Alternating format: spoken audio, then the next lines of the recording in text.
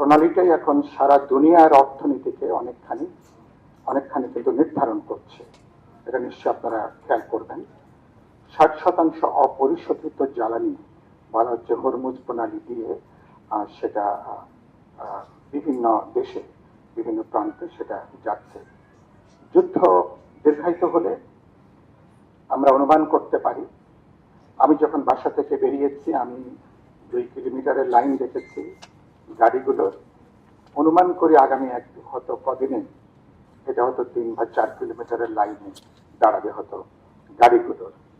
ফলে মন্ত্রীরা যতই বলুন কিন্তু বাস্তব পরিস্থিতি মানুষ যে সংকটগ্রস্ত জ্বালানি পাচ্ছেন না সেটা মোটামুটি স্পষ্টতই সেটা দেখা যাচ্ছে।